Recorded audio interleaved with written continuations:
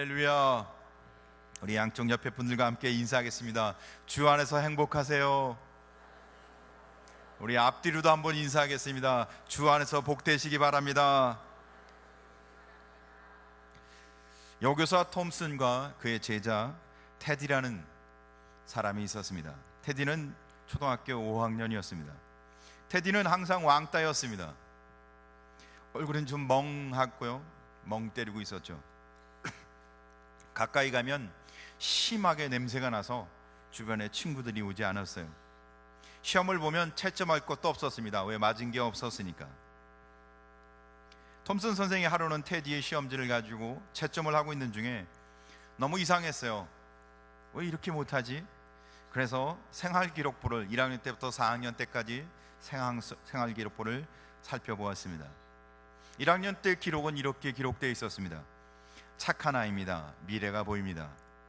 그러나 가정 환경이 불우한 아이입니다.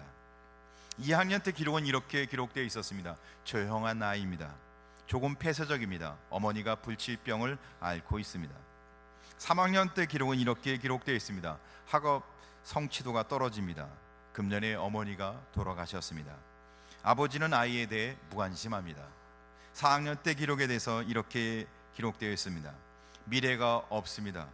아버지는 가출했고 현재 이모가 양육하고 있습니다. 학대받고 있는 것 같습니다. 여기까지 톰슨 선생님은 읽으며 눈물이 났습니다. 한 아이가 교육자로서 반관과 유기로 아이가 망가지고 있는 것 같이 생각되어졌기 때문에 가슴이 너무 아팠습니다. 톰슨 선생님은 테디를 이제 교육자로 사명감을 갖고 특별히 사랑하기로 마음을 먹습니다. 그래서 그때부터 매일 방과 후 그 아이를 개인적으로 지도해주고 그 아이를 개인적으로 늘 격려하고 세워줬습니다. 그렇게 벌써 한 해가 지나가 성탄절이 다가왔죠. 미국에서는 성탄절이 되면 아이들이 선생님께 선물을 준비해서 드리는, 선물을 주는 시간이 있다고 합니다. 아이들이 전부 선물을 가져왔어요. 테디가 이제 선생님께 선물을 가져왔습니다. 가짜 다이아몬드 목걸이와 손때가 잔뜩 묻어있는 싸구려 향수 한 병을 가져왔습니다. 아이들은 그 모습을 보고 박장대소 다 웃었습니다. 테디의 선물을 보고 애가 멍청하니까 선물도 멍청한 걸 가져왔다고 조롱하기 시작했어요. 그때 톰슨 선생님이 아이들 보는 앞에서 그 가짜 다이아몬드 목걸이를 목에 걸면서, 나 이쁘지? 이 목걸이가 정말 나한테 잘 어울린다. 그리고 향수를 뿌리면서, 이 향수 내가 정말 좋아하는데 이 목걸이와 향수는 내 성탄절 최고의 선물이야, 테디. 그러니까 아이들이 웃었던 그 비웃음도 다 사라지고 테디는 톰슨 선생님 품에 안겨서 이렇게 말합니다. 선생님 고맙습니다. 이 목걸이와 향수는 생전에 어머님이 쓰시던 건데 어머님이 이 향수를 늘 뿌리셨어요. 선생님 품에서 엄마 냄새가 나네요. 그렇게 세월이 이제 지나가기 시작합니다. 6년쯤 뒤에 이 톰슨 선생에게 한 통의 편지가 도착했습니다. 그 편지에는 이렇게 기록되어 있었어요. 선생님, 제가 고등학교를 졸업하게 됐습니다. 제가 전교 2등으로 졸업하게 됐습니다. 테디의 편지였습니다. 그리고는 또 4년이 훌쩍 지나서 또 한 통의 편지가 왔습니다. 사랑하는 톰슨 선생님, 제가 이번에 대학을 졸업하는데 전체 수석으로 졸업했습니다. 또다시 4년 후에 또 한 통의 편지가 도착했습니다.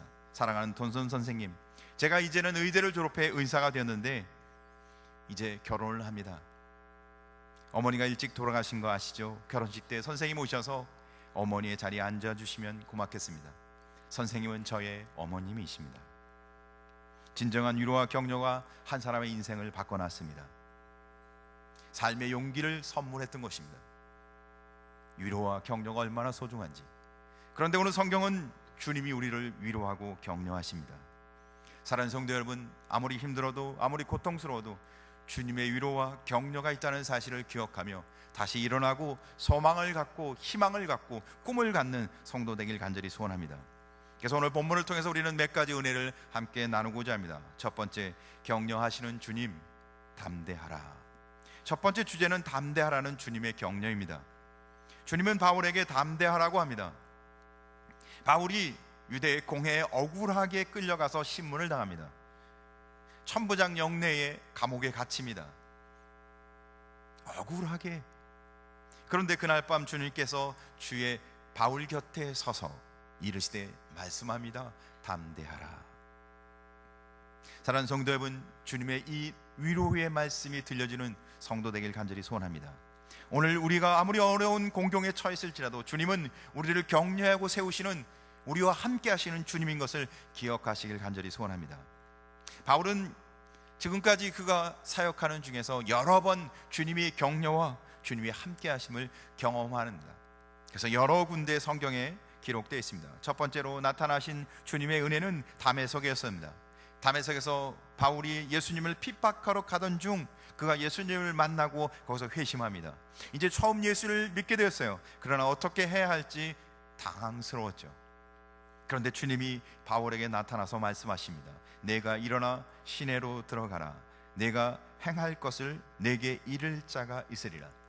때로는 우리가 처음 예수 믿으면 어떻게 해야 할지, 잘 믿고 있는지 당황스러울 때도 많이 있습니다. 뭘 믿어야 하는지 말씀을 들어도 잘 이해도 안 되고.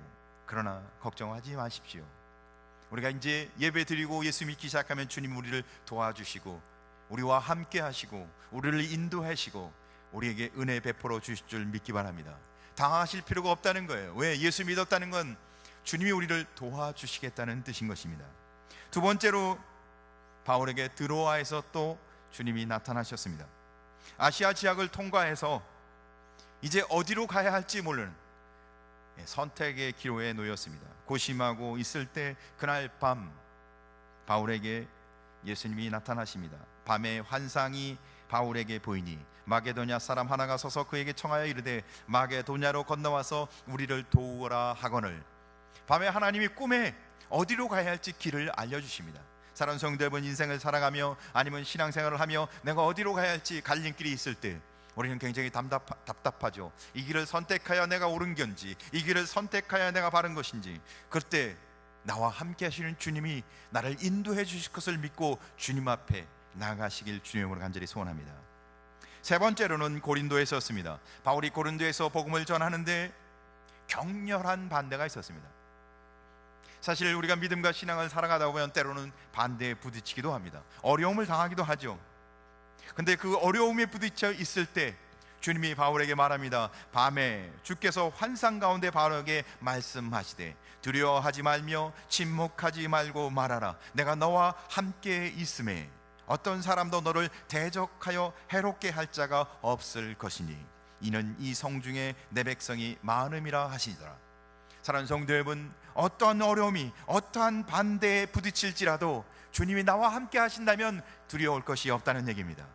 여러분, 두려워하지 마시고 도리어 믿음과 신앙으로 담대하게 주님이 우리에게 주신 은혜의 길로 가는 성도 되시길 간절히 소원합니다. 그 어떤 사람도 너를 대적하여 해할 자가 없으리라. 사랑하는 성도 여러분, 주님과 함께하는 성도는 주님이 지켜주신다는 거예요. 주님이 함께 하시는 은혜를 경험하고 주님이 나와 함께 하심을 경험하는 성도 되시길 간절히 소원합니다. 네 번째로 3차 전도 여행이 끝나고 예루살렘에 돌아왔을 때였습니다. 바울이 예루살렘에 도착했는데 적대적인 유대인들이 바울을 공격합니다. 사면으로 우겨쌈을 당합니다. 길이 안 보인다는 뜻이죠.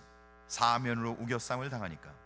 그런데 그때 주님이 바울에게 말씀합니다. 후에 내가 예루살렘으로 돌아와서 성전에서 기도할 때 황홀한 중에 봄에 주께서 내게 말씀하시되 속히 예루살렘에서 나가라. 그들은 내가 내게 대하여 증언하는 말 듣지 아니하리라. 사면으로 다 막혀있기에 전혀 소망이 없는 중에 주님이 말씀하여 예루살렘을 떠나라고 이야기해 주고 있습니다. 사랑하는 성도 여러분, 언제나 어떤 상황이나 어떤 때나 주님은 믿는 성도와 예수를 구주로 고백하는 하나님의 자녀들과 함께 하신다는 말씀입니다. 사랑하는 성도 여러분, 내가 정말 예수를 믿는다면 주님은 나를 떠나지 않고 나와 함께 하셔서 나를 위로하고 나를 격려하고 나를 보호하시고 나와 함께 하시는 하나님 것을 기억하시기 바랍니다. 오늘 성경 본문은 5번째 바울에게 나타난 사건이었습니다. 오늘 성경 본문은 억울할 때, 우리가 정말 인생을 살 만큼 살고 이제 중년을 지나 노년에 가까울 때 열심히 인생을 살아왔는데 남은 건 하나도 없고 알아주는 사람도 전혀 없는, 오늘 바울이 어쩌면 그런 상황이었습니다. 노년에 그가 이제 열심히 주를 위해 살았는데 결국은 어떻게 해요? 억울하게 잡혀서 신문을 당하고 감옥에 갇혀 죄수로 있는 것입니다. 얼마나 억울하겠어요. 그동안 평생을 주를 위해 살아왔는데 이제 남은 것은 감옥에 갇혀서 억울하게 신문을 당하는 겁니다. 그렇게 낙심하고 좌절하고 있는 그 밤에 주님이 찾아오신 것입니다. 그리고는 바울 곁에 서서 주님이 친히 바울에게 말씀하십니다. 담대하라, 두려워하지 말라, 내가 너와 함께 함이니라. 사랑하는 성도 여러분, 어떠한 상황과 어려움 속에 있을지라도, 어떠한 억울함과 헌한 가운데 있을지라도 주님이 나와 함께 하심을 바라보는 성도 되길 간절히 소원합니다. 여섯 번째로 주님이 또한 바울에게 나타납니다. 바울이 이제 죄수의 몸으로 로마에 압송당하고 있습니다. 로마로 가는 길은 무척 험난한 길이었습니다. 왜냐하면 태풍이 불어서 배가 이제 표류하기 시작하는데 벌써 보름 이상 배가 표류해서 어디로 가야 할지 모르는 상황이었습니다. 배가 뒤집히고 파손될 직전이었어요. 그러니까 죄수를 호송하던 군인들이 이제 결정을 했습니다. 이 죄수들을 다 죽이기로. 바울은 이제 죽을 처지에 처해 있었습니다. 그런데 희망도 없고 소망도 없는 죽을 지경인데 그때 바울에게 주님이 말씀합니다. 바울아, 두려워하지 말라. 내가 가이사 앞에 서야 하겠고 또 하나님께서 너와 함께 항해하는 자를 다 내게 주셨다 하였으니 그러므로 여러분요 안심하라. 나는 내게 말씀하신 그대로 되리라고 하나님을 믿노라. 바울은 자기에게 찾아오셔서 두려워하지 말라, 내가 너와 함께 하겠다는 그 말씀을 믿노라고. 사랑하는 성도 여러분, 성경에 나와 함께 하시고 내게 두려워 말라 하시는 하나님의 말씀을 믿는 성도 되시길 주의 이름으로 간절히 소원합니다. 믿음으로 산다는 것은 주님을 의지하는 것입니다. 사랑하는 성도 여러분, 오늘 성경 본문은 주님이 우리를 격려하시는 말씀입니다. 담대하라. 왜 그리스도인이 담대해야 합니까? 왜 그리스도인은 담대해야 합니까? 왜 두려워하지 말고 놀라지 말아야 합니까? 답은 하나입니다. 주님이 나와 함께 하시고 나를 보호해 주시겠다는 것입니다.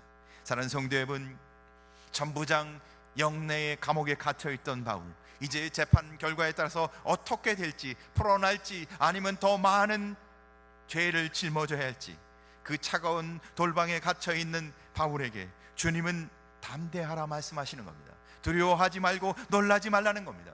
사랑하는 성도 여러분, 희망도 소망도 아무것도 없는 것 같은 그 순간인데 주님이 말씀해 주십니다. 담대하라, 두려워하지 말고 놀라지 말라. 사랑하는 성도 여러분, 나와 함께 하시는 주님의 은혜로 두려워하지 말고 담대하고 놀라지 말고 승리하시길 주님의 이름으로 간절히 소원합니다. 하나님은 여호수아에게 말씀하시죠. 여호수아 1장 9절, 우리 한번 여호수아에게 어떻게 위로해 주시는지 한번 성경을 같이 읽겠습니다. 시작. 내가 내게 명한 것이 아니냐, 마음을 강하고 담대히 하라. 두려워 말며 놀라지 말라. 내가 어디로 가든지 내 하나님 여호와가 너와 함께 하느니라 하시니라. 할렐루야. 여러분, 예수님 우리와 함께 하심을 믿으시기 바랍니다. 예수님이 함께 하심을 믿는 자마다 놀라지 말고 두려워하지 말고 담대하시길 주님의 이름으로 간절히 소원합니다. 그래요, 주님이 나와 함께 한다는 믿음이 있다면 두려울 일이 없죠. 그래서 두 번째, 나의 일을 증언하라. 두 번째 주제는 주님이 주신 전도의 명령입니다. 내가 예루살렘에서 나의 일을 증거한 것 같이 로마에서도 증거하여 하리라 하시니라. 나를 증거하라, 예수 그리스도를 증거하라 이해하십니다. 왜 예수 그리스도를 증거하라 하십니까? 그분이 우리와 함께 하신 그분이 바로 나의 구원자시며 그분이 나의 위로자시며 그분이 나의 희망이며 소망이기에 사랑하는 성도 여러분, 그분이 우리의 희망과 소망 되심을 증거하라는 것입니다. 세상엔 겁없고 담대한 사람들이 있습니다. 깡패, 우리 조폭을 보면 얼마나 겁이 없는지 모릅니다. 사기꾼, 그 사람들은 별로 두려움도 없는 것 같습니다. 근데 그들은 범죄와 사기를 위해서 그렇게 두려움 없이 담대합니다. 그러나 사랑하는 성도 여러분, 우리는 그리스도 예수 안에서 우리의 구원자 되신 주님의 은혜 가운데서 우리가 담대하고 주님의 은혜를 증거하는 그리스도를 전하는 복음의 사람이 되시길, 진리를 전하는 천국의 사람이 되시길 주님의 이름으로 축복합니다. 사도 요한은 그래서 이렇게 증언합니다. 이를 본 자가 증언하였으니, 뭘 본 자가요? 주님이 나의 구원자 되시고 주님이 나의 소망 되심을 본 자가 이를 증거하였으니 그 증거가 참이라. 저가 자기의 말하는 것이 참인 줄 알고 너희로 믿게 하려 함이니라. 이 일을 증거하고 이 일을 기록한 제자가 이 사람이라. 우리는 그의 증거가 참인 줄 아노라. 사랑하는 성도 여러분, 우리가 예수 그리스도가 구원자인 것을 나의 삶을 통해서 고백하는 그 증거가 참인 줄 믿으시길 주의 이름으로 간절히 소원합니다. 사랑하는 성도 여러분, 예수 그리스도는 하나님이 우리에게 보내신 구원자, 구세주이십니다. 예수님은 우리의 죄를 대신하여 십자가에 죽으심으로 예수 그리스도를 믿는 자마다 정죄치 아니하시고 하나님께서 용서하시겠다고 약속하셨습니다. 그리고는 이제 우리를 하나님의 자녀로, 하나님의 백성으로 삼아주셨습니다.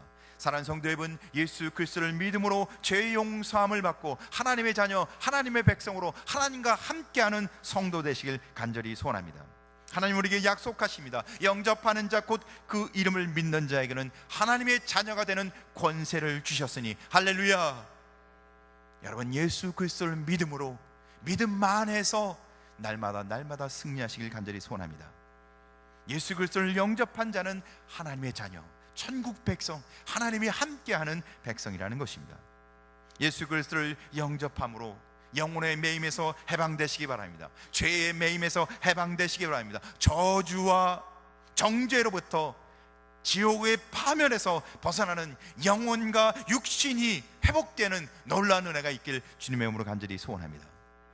그가 찔림은 우리의 허물에 인하며 그가 상함은 우리의 죄악을 인함이라. 그가 징계를 받음으로 우리가 평화를 누리고 그가 채찍에 맞음으로 우리가 나음을 입었도다. 할렐루야. 예수를 영접하고 예수를 믿는 자에게는 영혼과 육신과 그 심령이 날마다 새로워지며 주 안에서 참된 위로와 주님의 놀라운 은혜 가운데 함께하는 줄 믿으시기 바랍니다. 그래서 오늘 우리는 바로 이 예수 그리스도를 어떻게 하라고요? 그분이 나의 구원자며 그분이 나의 소망이며 그분이 나를 일으키시는, 나와 함께 하시는 분이라는 사실을 증언하라는 것입니다. 가정에서든 직장에서든 여러분이 섬기고 있는 모든 곳에서 예수가 구원자며 소망인 것을 증언하는 복된 자 되시길 간절히 소원합니다. 세 번째, 로마로 가라. 세 번째 주제는 로마로 가라고 주님이 명령하십니다. 내가 예루살렘에서 나의 일을 증거한 것 같이 로마에서도 증거하여야 하리라 하시다니. 예루살렘에서 바울은 사실 변변치 못합니다. 전도를 하는데도 고생만 짓다 합니다. 성전에서 기도하다가 유대 폭도들에게 쫓겨서 천부장 감옥에 갇히게 됩니다. 그러고는 법정에 서서 신문을 받는데 여러 사람에게 신문을 받습니다. 천부장에게, 또 유대인의 군중들, 또 공회의원들, 또 헤롯 아그리파 왕에게, 총독 베스도와 총독 베릭스에게. 그러나 바울은 굽히지 않고 신문을 받는 중에도 계속 복음을 증거합니다. 그러나 결과는 변변치 않았습니다. 그런데 주님이 바울에게 명령하십니다. 이제는 예루살렘을 떠나 로마로 가라. 사실 예루살렘에 비하면 로마는 더 엄청난 곳이었습니다. 바울도 사실은 로마를 가고 싶어 했습니다. 그러므로 나는 할 수 있는 대로 로마에 있는 너에게도 복음을 전하기를 원하노라. 주님의 뜻이기도 했지만 바울도 소원하고 있는 것이었습니다.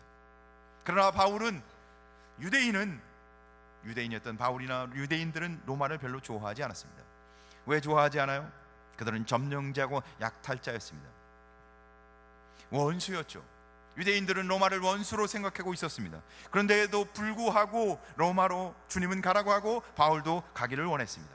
로마는 당대 최고의 국가였습니다. 그래서 제국이라고 얘기죠. 제국, 얼마나 대단한 제국이었는지 모릅니다. 그때 영토가 얼마나 넓었는지 요즘 미국이나 중국이나 러시아에 비해 어마어마했습니다.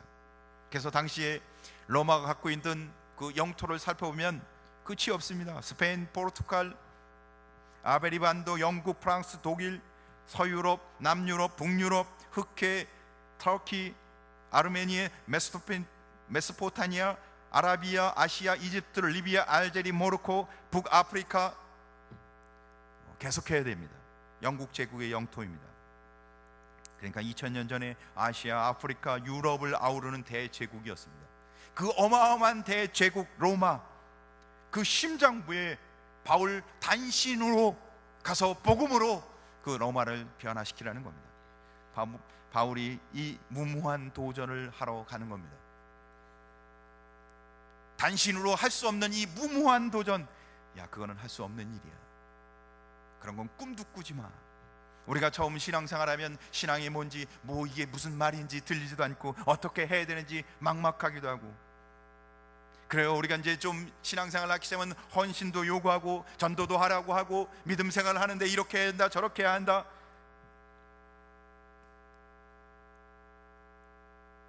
그래요. 로마는 어마어마한 도시였습니다.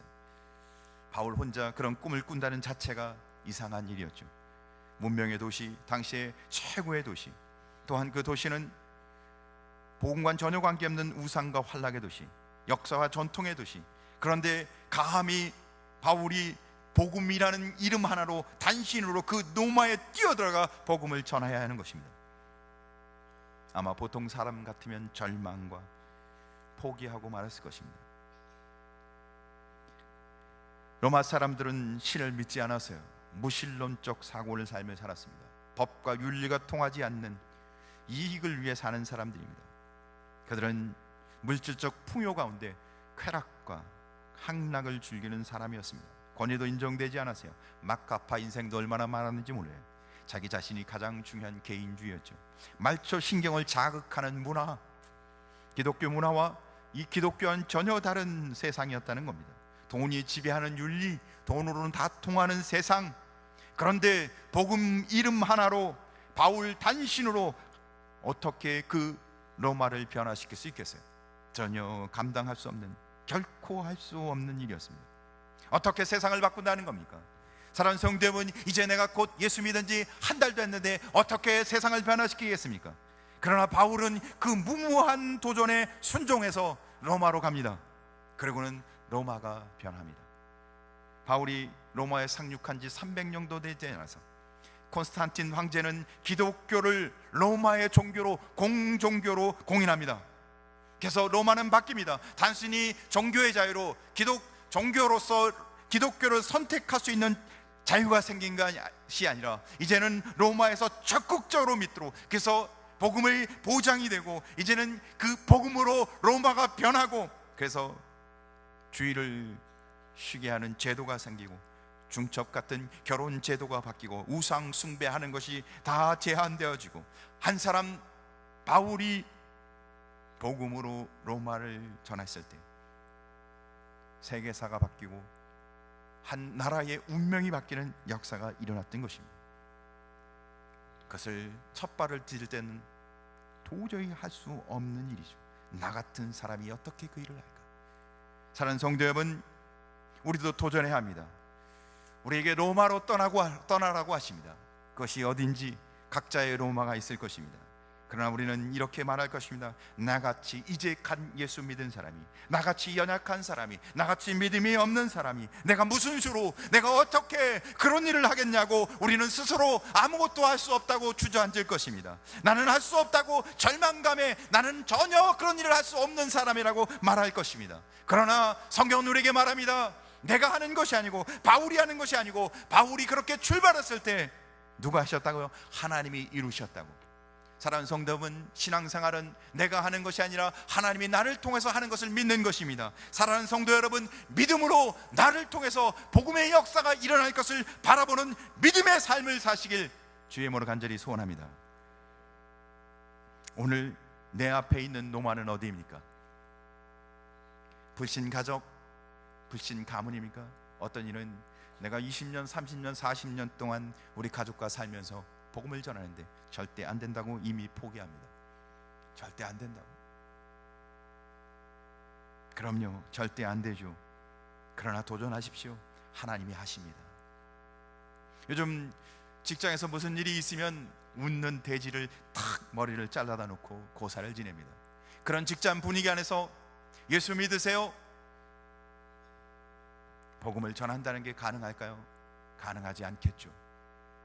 그러나 오늘 성경은 말합니다. 복음으로 도전하라고. 그러면 그 직장이 변할 것이라는 겁니다. 하나님이 하시겠다는 겁니다. 여러분은 오랫동안 사귀었던 친구가 있나요? 술을 좋아하고 돈 버는 이야기를 하고 세상 문화에 가득 찬, 언어가 다르고 말이 다르고 생각하는 게 다른 친구들. 근데 그들에게 오늘 그들이 노말하는 겁니다. 그들에게 가서 복음으로 도전하라는 것입니다. 나는 할 수 없습니다. 그러나 하나님이 하시겠다는 것입니다. 사람 성도 여러분, 로마가 왜 망했는지 아세요? 그 대단한 도시, 세계를 거의 다 지배하고 있었던 그 도시, 문명의 도시, 화려한 도시, 번영하는 도시. 근데 그 단 한 사람이 복음을 전해서 왜 변했는지 아십니까?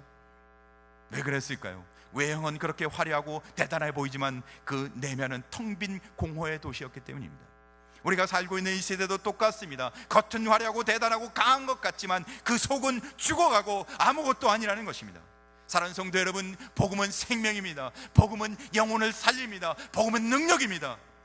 세상은 평안도 만족도 없지만 복음 안에 있는 자는 승리가, 거룩한 은혜가 있습니다. 사랑하는 성도 여러분, 우리는 대단한 사람입니다. 하나님이 우리와 함께 하시기에, 주님이 나와 함께 하시기에, 사랑하는 성도 여러분, 주님과 함께하는 자는 담대하라. 놀라지 말라. 담대하라. 사랑하는 성도 여러분, 나와 함께 하시는 주님을 바라보며 세상을 이기는 그리스도인의 삶을 사시길 주의 이름으로 간절히 소원합니다. 기도하겠습니다.